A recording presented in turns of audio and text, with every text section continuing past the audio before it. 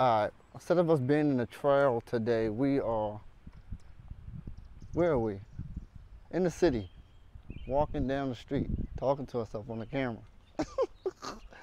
So funny, right? How's it look?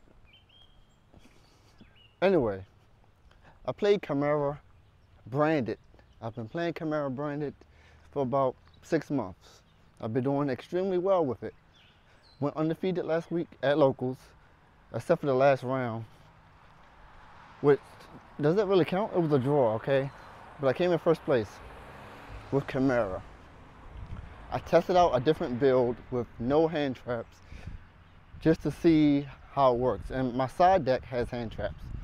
But the reason why is because every time I play against somebody with hand traps or whatnot, it seems like it's just never enough. It's run across the street, run.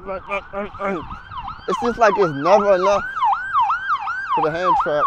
Oh, hold on. We got the ambulance coming. They're coming to save me. Ah! Whew. Coming to save me from the onslaught of people in the comment section who about to tear me up. So the build I was running before ran like 15, 16, 17, 18 hand traps. That's a lot of hand traps. And 1 card starters, like pretty much every deck, right? But I started to notice it just wasn't enough. If I don't draw enough hand traps on that turn, it's just not enough. Man.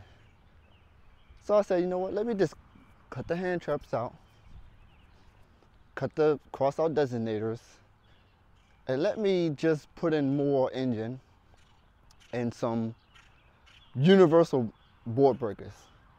Board breakers that, like Super Poly. I kept the infinite impermanence because I don't consider that a hand trap. It is a hand trap, but it also can be a board breaker. It's like both in one. For bin droplets, I had it in, I tried it, but never used it, kind of, sort of. Does that make any sense? Wasn't worth it to me yet. So I played Camaro. I went first every duel. You might say, well, that's probably why you went undefeated. Whoever goes first wins.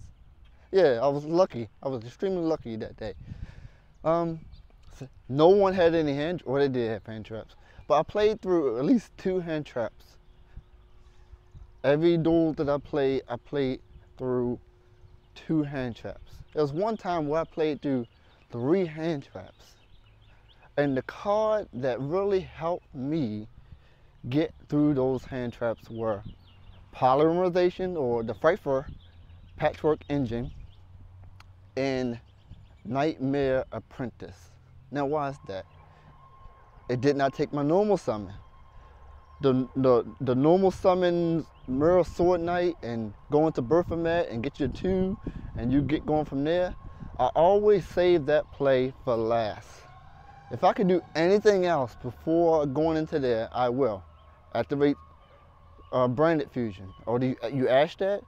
Oh, I don't care. Okay, activate Triple Tactics Talents. Give me a card from your hand. Take your Nibiru. Okay, I'm gonna go into Nightmare, pitch this, get Patchwork, blah blah blah, and get my combos going. Oh, you're gonna impermanence that? Okay, all right. Summon Source Knight, going from there, and it's a snowball effect. So that has been working for me. I'm walking in the circle. That has been working for me that day. Playing around the hand traps and playing as if my opponent has those hand traps in hand, and setting up my plays in a way where I can have the best opportunity to win the duel. I mean, that's what everyone's supposed to be doing, right? I think that's what everyone's supposed to be doing. Now, I was on my A game that day. I was focused. I knew what I had to do and what I wanted to play around. Looked at my hand. That was some hands. I'm like, you know what? Normally, the old Camaro, you just Quado or Cornfield into Mirror Sword Knight, and then you're going from there. But then you get Ash, or then you get Infinite Impermanence, and then your play ends. I really think that's not the best play anymore because it's too susceptible to hand traps. And a lot of other Yu-Gi-Oh players have been saying that don't just summon Mirror Sword Knight and go on from there and do that plain wombo combo unless you know your opponent has no hand traps. So I tried a different build this week. Well, I am going to try a different build. It is the Horus engine. And here's what I've noticed when I played during the tournament last week, or tournaments over the past 6 months. When people side dimensional barrier against me and they call fusions, I'm like, dang, that is nothing I can do. I hate losing to one card, or even draw. Hate losing to one card. And the Horus engine gives me a chance to play around those cards. Of course, I have to draw it. If I activate Mseti and they ash it, I lose 2 cards, but I'm not going to activate that first. So here's the theory. Branded Fusion got me into Rembrandt, got my play started.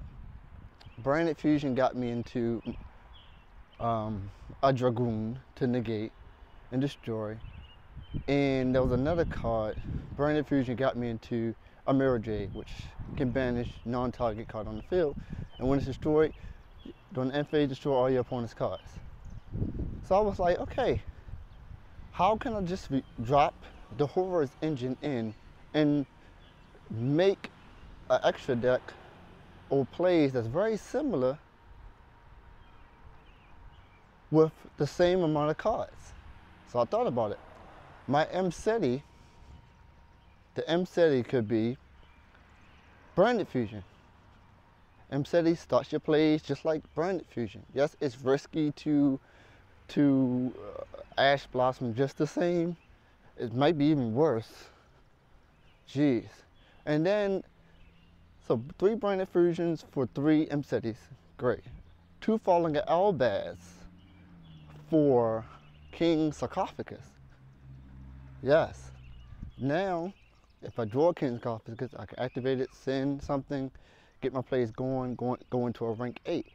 And then, instead of using Light Hex Sealed Fusion, I use one of the Horus, the Sons of Horus, the Beast one. That's it.